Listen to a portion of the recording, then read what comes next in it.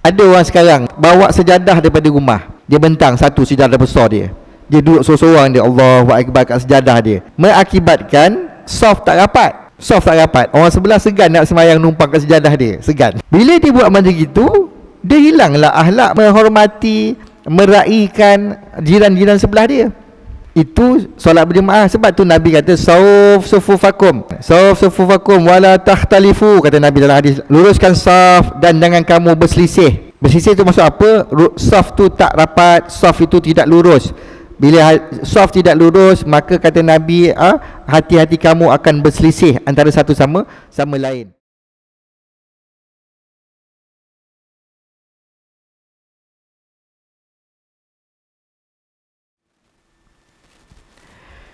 Bismillahirrahmanirrahim. Qala mu'alif rahimallahu ta'ala wa nafa'ana bi'ulumi fi darain amin.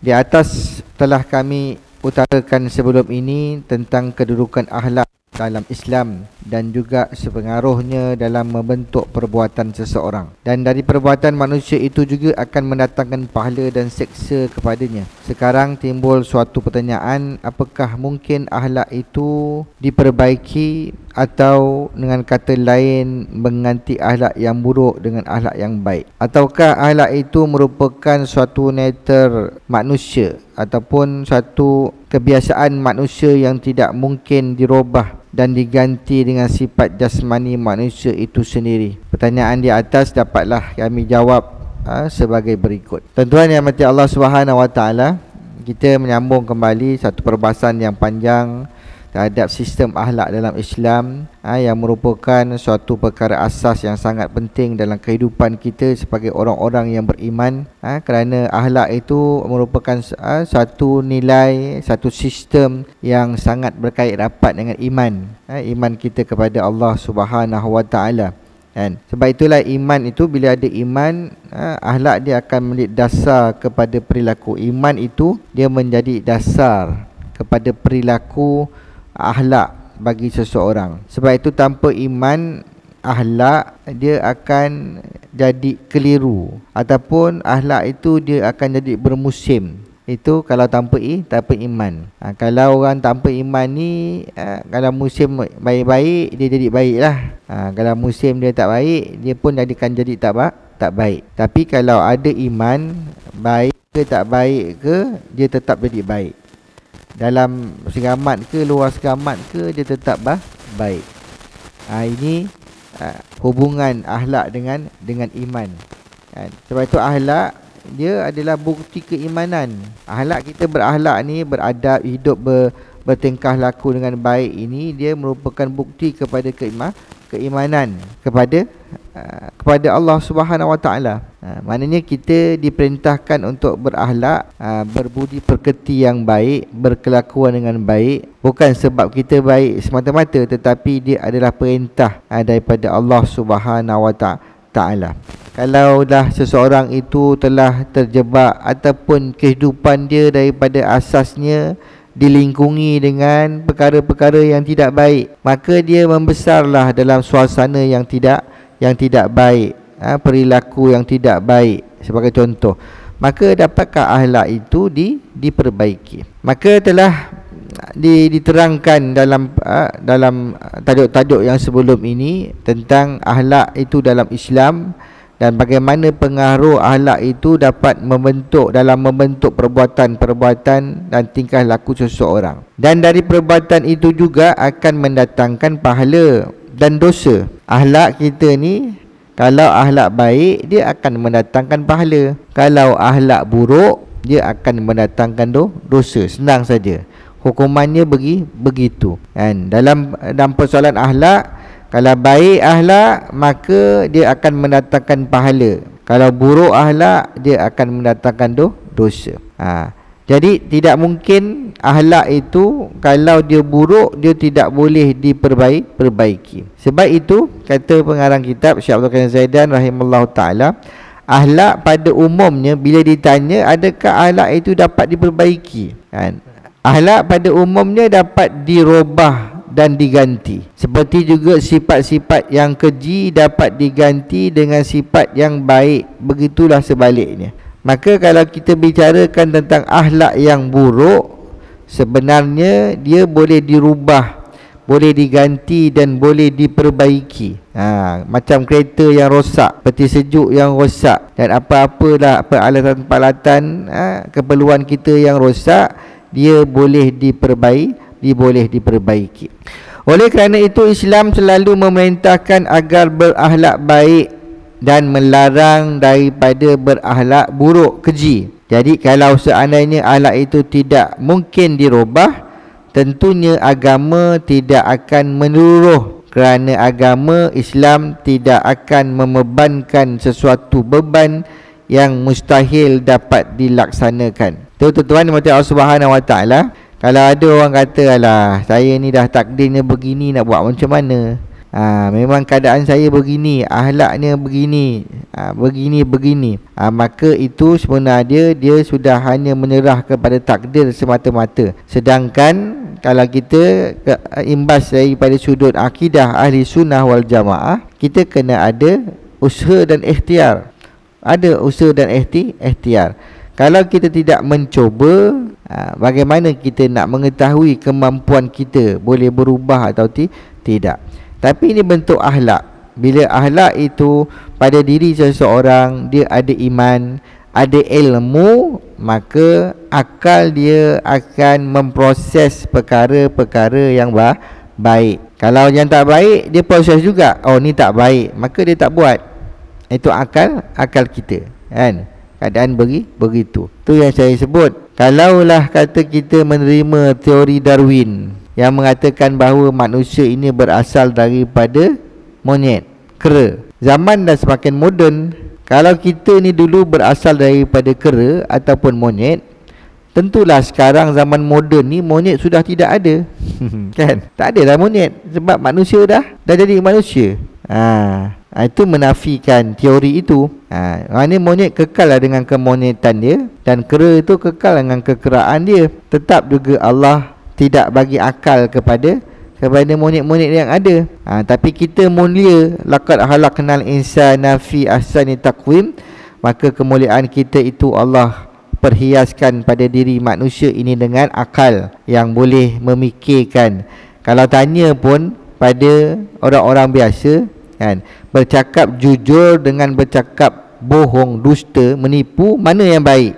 Kan, dia tidak akan cakap oh menipu tu baik, dia tidak. Dia akan pasti dia akan cakap jujur itu adalah yang baik, menipu itu adalah yang jahat. Maka sebab itu tuan-tuan dimati Allah Subhanahu Wa Taala, Islam tidak sekali-kali akan membebankan seseorang hamba dia, kan, untuk sehingga dia tidak mampu merubahnya daripada akhlak yang buruk. La taklifu illa bimakdur. Jadi tidak ada sesuatu beban terkecuali yang dapat dilaksanakan. La yukallifullahu nafsan illa wus'aha laha. Tidak ada ujian yang Allah timpakan pada seorang yang orang itu tidak mampu hadapi. La taklifu illa bimakdur. Tidak ada sesuatu beban yang terkecuali yang dapat seseorang itu laksanakan. Maka sebab itu akhlak, kalau dia bermula daripada tidak baik, maka dia boleh berubah menjadi baik. Sebab tu kita ada hijrah. Kalau mak hijrah setiap tahun tu, kita mungkin dah tak ada hijrah lagi lah. Dah tidak ada hijrah ke arah perpindahan. Tetapi hijrah dari yang tak baik kepada baik, yang baik kepada yang lebih baik, itu boleh berlaku. Boleh diusahakan, boleh diikhtiarkan oleh kita ini sebagai hamba kepada Allah Subhanahu Wa Taala untuk menjadi baik, lebih baik dan lebih baik. Firman Allah Subhanahu Wa Taala, wa nafsu wa ma sawwaha fa alhamaha fujuraha wa taqwaha qad aflaha man zakkaha wa qad khaba man dassaha. Demi jiwa dan yang menjadikannya, iaitu Allah Subhanahu Wa Taala. Fa alhamaha fujuraha, lalu diilhamkan Allah kepada hatinya perkara fujur, benda yang tidak baik. Wa taqwaha, dan juga diilhamkan dengan perkara-perkara baik. Qad aflaha man zakkaha, kata Allah, beruntunglah bagi mereka yang menyucikan jiwa dia. membersihkan hati dia.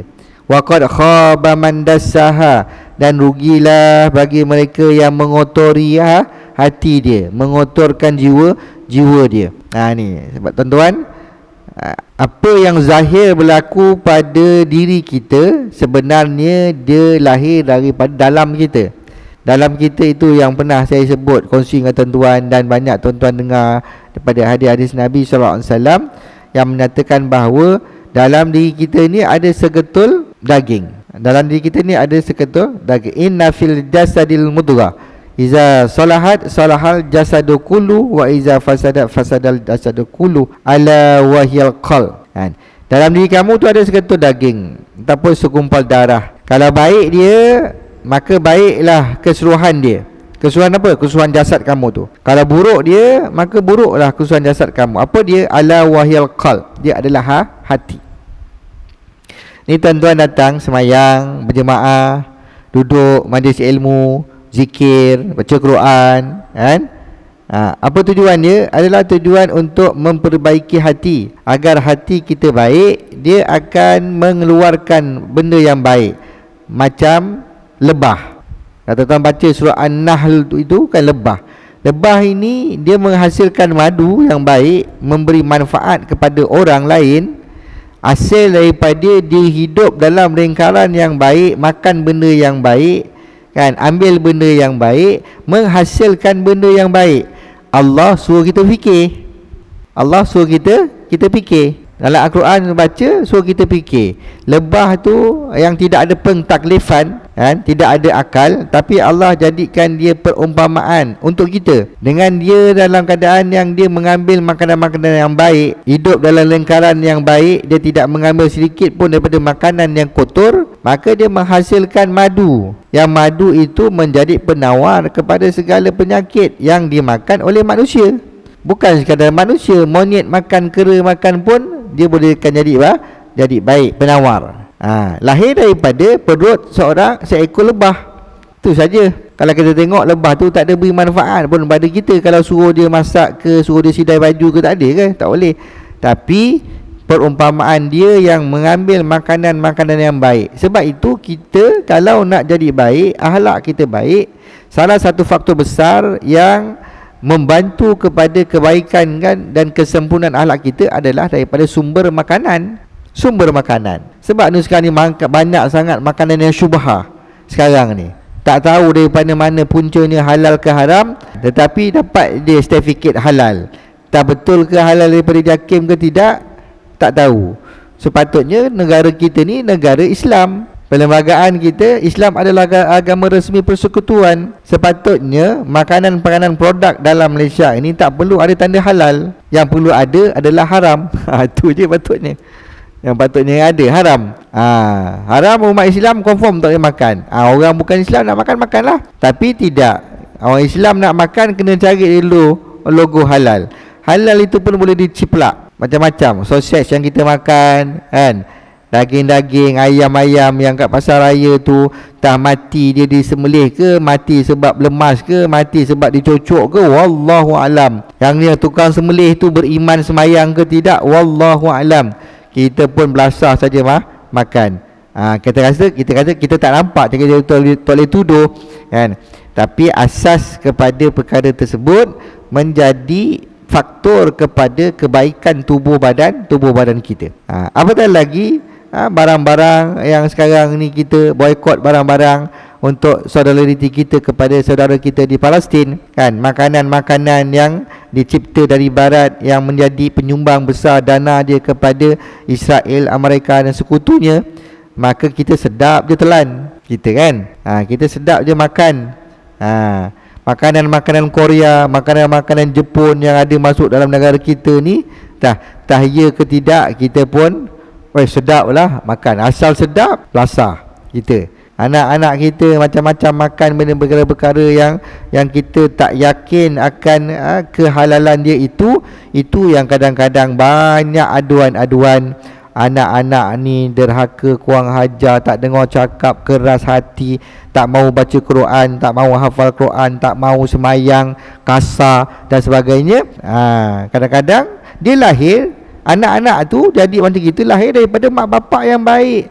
Ada mak bapak ustaz, mak ustazah, kan, gelaran-gelaran yang baik, tapi memberi kesan yang tak baik. Orang kata ala ujian ustaz, mungkinlah anak Nabi Nuh pun tak beriman, orang kata begitu. Senang kan kita beri nak menyedapkan hati, tapi antara faktor makanan. Sebab itu kita tengok tuan-tuan yang Allah Subhanahu Wa Taala, kan, daripada cerita lebah tu saja bagaimana baiknya yang dia makan, dia menghasilkan benda yang baik. Maka begitulah hati kita. Kadang-kadang sukar kita nak menjinakkan hati kita ni. Tuan-tuan semayang, falsafah kita semayang ni kan tuan-tuan, dia datang daripada hati. Hati yang mengiktiraf kebesaran Allah.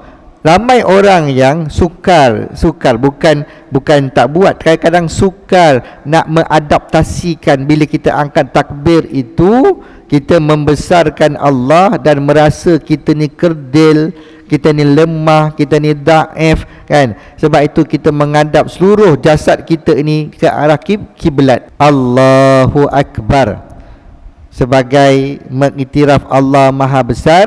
Dan disitulah diletakkan niat kita sahaja. Aku semayang fardu maghrib semua sekali kerana Allah. Kaki kita menghadap kiblat, tangan kita angkat takbir menghadap kiblat. Cuba tengok tuan-tuan semayang, takbir kita macam mana. Tu kita buat tiap-tiap hari.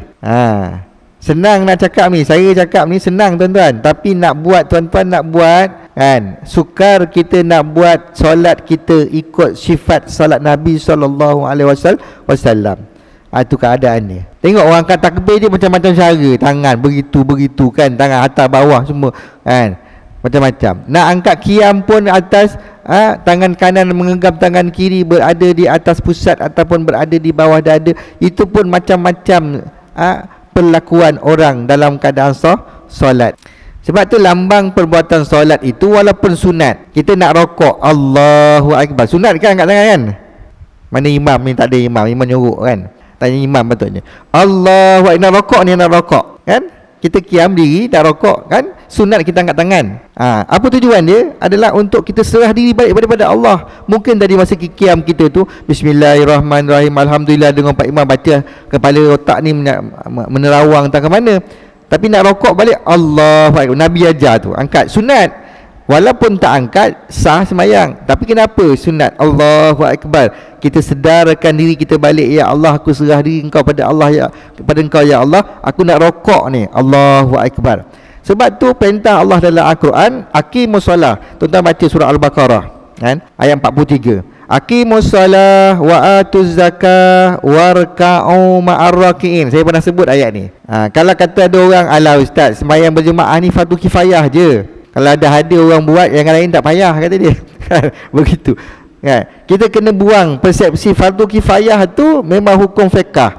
Tetapi semayang berjemaah itu kita kena lihat daripada apa datang asasnya. Allah sebut dalam Quran, dirikan semayang, tunaikan zakat, dan rokoklah kamu secara berjemaah bersama orang-orang yang rokok. Apa maksud? Apa maksudnya tu? Adalah semayang berjemaah. Nabi SAW pun, saya ulang ni, tuan-tuan dengar dah banyak kali dah kan, Nabi semayang. Adakah kita jumpa perlakuan Nabi ataupun hadis-hadis Nabi ataupun daripada asal sahabat yang menunjukkan bahawa Nabi pernah semayang berjemaah dekat rumah dengan isteri dia? Kalau ada, bawa jumpa saya. Kalau ada lah. Tapi kita tak jumpa. Yang kita jumpa adalah Nabi semayang berjemaah di masjid fardu.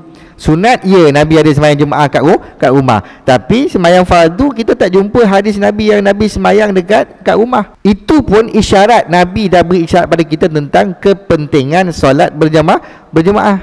Itu. Cuma Nabi tak menjadikan dia wajib kepada kita. Itu. Sebab dia tahu kita ni umat yang lemah. Lemah imannya, lemah fizikalnya, lemah akalnya, lemah hatinya. Itu keadaannya. Bila kita sedar, semalam saya tulis tinta dakwah saya kan, saya kongsi dengan tuan-tuan, kita ni lemah. Bukan saya, tuan-tuan semua, orang semua kita lemah. Kita dah tahu kita lemah. Kita semayang sekadar semayang, baca Quran pun jarang-jarang, berzikir culas berzikir, maksurat yang warid daripada amalan-amalan Nabi pun kita tak buat. maka kita akan terus lemah. Bila kita lemah, usahakan musuh manusia yang melawan kita, kita kalah. Dengan hawa nafsu kita pun kita kalah. Alah, sedap ni. Walaupun subuh 6 suku sekarang ni kan, sedap lagi selimut. Semayang kat rumah je lah. Asal semayang. Asal semayang. Semayang, sekadar semayang, semua orang boleh buat. Ini tuan-tuan, kenapa semayang saya sentuh pada malam ni yang berkaitan dengan akhlak boleh diubah. Kenapa semayang berjemaah ini sebenarnya mendidik kita berakhlak. Mendidik kita berakhlak. Dia berbeza dengan kita semayang seorang-seorang kat rumah. Betul tak? Ada orang sekarang datang semayang sekarang ni lah, datang bawa sejadah daripada rumah. Dia bentang satu sejadah besar dia. Dia duduk seorang-seorang dia, Allahu Akbar kat sejadah dia. Mengakibatkan soft tak rapat. Soft tak rapat. Orang sebelah segan nak semayang numpang kat sejadah dia. Segan. Kan? Bila dia buat macam gitu, dia hilanglah akhlak menghormati, meraihkan jiran-jiran sebelah dia. Itu solat berjemaah. Sebab tu Nabi kata sufufakum wala takhtalifu, kata Nabi dalam hadis. Luruskan saf dan jangan kamu berselisih. Berselisih tu maksud apa? Saf tu tak rapat, saf itu tidak lurus. Bila saf tidak lurus, maka kata Nabi, hati-hati kamu akan berselisih antara satu sama lain. Pernah tak kita menilai dan memahami dan menjaga sungguh apa yang Nabi buat dalam solat berjemaah? Akhirnya kita rasa selesa kalau jarang-jarang. Sedangkan Nabi sebut, kalau kamu jarang, tak rapatkan bahu kamu, maka renggang yang ada di antara kamu itu akan diselit dengan syaitan yang akan memutuskan hubungan kamu dengan Allah Subhanahu Wa Taala. Tapi kita tak rasa kan tuan-tuan? Tak rasa begitu. Sebab tu bila kita sembahyang, Allahu Akbar, mata pandang ke bawah. Masa angkat takbir itu berdiri tegak menghadap kiblat, kaki tegak hadap kiblat, badan dada semua, kepala ditundukkan sebagai rasa rendah diri kita kepada Allah. Itu kan perlakuan kita berakhlak. Contoh begitu. Jadi hasil daripada orang jaga sembahyang berjemaah dengan betul, ikut tertib je, angkat takbirnya kan. Bila nak amin kena tunggu imam dulu, waladhdallin. Imam aja kita pun amin bersama-sama kan. Ada sesiapa berani imam belum waladhdallin kita amin dulu boleh? Kan? Kan itu panduan untuk kita berakhlak. Seia sekata suara itu amin itu tuan-tuan. Kalau umat Islam tu mengambil amin itu dalam solat sebagai amin di luar waktu solat, maka umat Islam kat luar tidak akan berselisih faham dalam bab agama. Kalau kata haram, semua kata haram. Kalau kata makruh, semua akan pakai kata makruh, tidak ada khilaf. Itu pendapat mufti, bukan fatwa. Ada kata macam itu. Inilah jadi kalau kita semayang tak betul adab kita dalam sembahyang yang Nabi ajar sallallahu alaihi wasallam ajar kepada kita. Sebab tu besar sangat pengertian solat berjemaah. Sebab tu saya kempen, kalau masjid kita ni kalau boleh buat tazkirah hari Jumaat, kalau nak buat tazkirah daripada 12.40 tu sampai 12.10 sampai 1.10 satu suku, setengah jam tu buat tazkirah kan. Sangat baik masanya untuk kita beri peringatan orang-orang yang datang kadang-kadang seminggu sekali datang sembahyang kat masjid untuk dakwah. Yang tuan-tuan semua ni yang tiap-tiap hari datang ni memang ahli syurga, muka-muka syurga belaka ni. Yang sekali-sekali datang tu nak menjinakkan hati dia, biar sembahyang ni begini. Dia baru dengar. Kalau tak, dia tak sempat dengar kan, sibuk dengan urusan dunia. Maka hari Jumaat tu kita ambil peluang, ramai orang datang. Dah ada berapa masjid dah dekat Siramat ni kan, ambil peluang tu tazkirah. Betul, umum datang awal, dapatkan unta merah, pahala unta merah tu datang awal. Sebab hari Jumaat memang kita bercuti kan, jadi tuan-tuan dimati Allah Subhanahu Wa Taala, ini kita bukan negeri lain. Saya pergi sembahyang kat Negeri Sembilan, orang dah azan boleh hitung lagi dalam masjid. Dah azan masuk Zuhur, masuk Jumaat tu Zuhur, boleh hitung lagi orang dalam masjid tu, boleh hitung. Yang kat luar tu jangan ceritalah. Yang minumnya apa semua, yang kalau ada sumbangan makan minum memang selesai kat luar tu, selesai. Alhamdulillah, tak rugi orang bersedekah. Kan? Tapi masalahnya masuk masjid lambat. Orang dah azan, imam dah naik mimbar baru masuk. Kan? Tak adanya semayang tahiyatul masjid kan. Tu duduk dengar kan. Dah duduk dengar tu baguslah. Ada main handphone pula waktu-waktu kuliah, waktu-waktu khutbah tu main handphone apa semua kan. Bagus imam kat atas ni pegang batu. Bagusnya gitu kan. Nampak dia main handphone pun baling. Kasar imam ni nampak. Begitu. Sebab Nabi marah. Tuan-tuan, adab ni kan saya beritahu adab ni. Adabnya bila khutbah main guli tak boleh kan.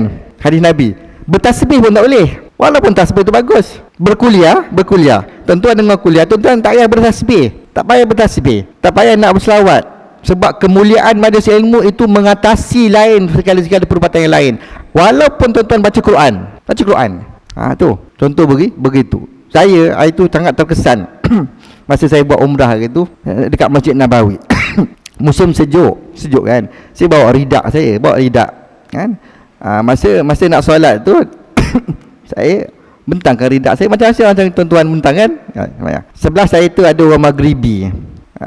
Semayang sebelah saya. Lepas habis semayang kan, dia beri salam, dia salam dengan saya, dia tazkirah saya. Tazkirah. Dia kata, kenapa engkau bentangkan ridak tu kan. Saya kata mafhum muskilah, biasalah, tak ada apa-apa. Dia kata tidak, dia kata tidak kan. Engkau membezakan dengan orang lain. Engkau membentang ridak itu, semayang di atas itu, engkau membezakan dengan orang lain. Sedangkan kapet ini Masjid Nabawi punya, dia kata dia. Kapet ni Masjid Nabawi kan. Ada engkau rasa kapet ini kotor bagi engkau sehingga engkau mengalaskan tempat sujud engkau? Aduh tuan-tuan kan. Arab ni kalau dia bagi tazkirah pada kita, jam tu juga dia bagi kan. Walaupun taklah kita rasa kita menghinakan orang lain kan, tapi dia punya persepsi memuliakan Masjid Nabawi itu, kapet Masjid Nabawi pun dia muliakan. Begitu. Dia kata jangan, kata dia, engkau membezakan, aku semayang ni tak beralas, engkau semayang beralas, engkau ngaku siapa? Adakah kau lebih besar daripada aku, kata dia. Tuan-tuan, itu contohlah kan. Kan Masjid Nabawi. Sampai tahap macam itu dia boleh beri peringatan kepada kita. Kita ucapkan jazakallah khairan katsira je lah kan. Nak bala-bala lain pun kita tahu juga mungkin aku silap, aku salah. Lepas tu saya bawa, walaupun saya bawa nak balut badan saya, semayang saya tak alai masa kat Masjid Nabawi. Dekat Masjidil Haram pun sama, kecuali semayang ada sekali tu, semayang uruskan jemaah, datang dah lambat, dah 15 minit lagi nak masuk maghrib. Tapi masa saya pergi hari tu, orang ku semangat, terlalu ramai, dah tak boleh masuk, 15 minit lagi tak boleh masuk masjid dah kan. Akhirnya saya semayang kat tepi betul-betul sempadan dataran masjid tu, dekat dekat ta tuan-tuan. Itu terpaksa lah ngalas kan. Buka tu alas, buka bawa ridak, itu faedah bawa ridak tu kan. Gitu alas. Tapi kat dalam masjid, itulah dia tazkirah pada saya. Tuan-tuan dimati Allah Subhanahu Wa Taala, nak nyatakan itu dah adab. Sebab tu bila orang semayang, dia menjaga adab dalam semayang, Allah datangkan firman Allah Ta'ala, innas salata tanha anil fahsya'i wal munkar. Salat akan mencegah diri kamu daripada perbuatan keji dan mungkar. Keji dan mungkar dalam solat, dan kita tidak akan buat perbuatan keji dan mungkar di luar solat, sebab kesan daripada solat. Inilah adab. Akhlak boleh berubah. Malik bin Dinar, saya nak cerita ni dah masuk waktu isyak tuan-tuan kan. Malik bin Dinar, seorang peminum arak, penguasa polis yang besar, berpangkat besar lah, macam kita ASP lah mungkin agaknya. Tapi dia ada tabiat minum arak. Sampai satu ketika dia menyetubuhi dia punya hamba hingga melahirkan seorang anak perempuan. Tetapi hamba kan halal lah pada dia. Tapi perkelawan dia buruk, akhlak dia buruk, mabuk-mabuk kan, apa dan sebagainya. Tapi Malik bin Dinar dalam sejarah kita baca, dia menjadi wali Allah Subhanahu Wa Taala. Wali Allah Subhanahu Wa Taala, Malik bin Dinar. Asal perbuatan perangai buruk, tapi dalam cerita yang panjang, anak dia mati, 2 tahun meninggal. Dia mimpi dalam keadaan dia dikejar oleh naga yang besar dalam satu riwayat. Akan dia kejar di api neraka, dalam keadaan dia tak boleh nak selamatkan diri dia. Akhirnya dia jumpa dengan sekumpulan kanak-kanak. Dalam gambar-gambar kanak-kanak itu ada anak dia. Anak dia itulah yang memberi petunjuk kepada dia. Akhirnya dia sedar dan dia bertaubat kepada Allah, merubah kehidupan dia daripada akhlak yang buruk kepada seorang yang bergantung kepada Allah Subhanahu Wa Taala.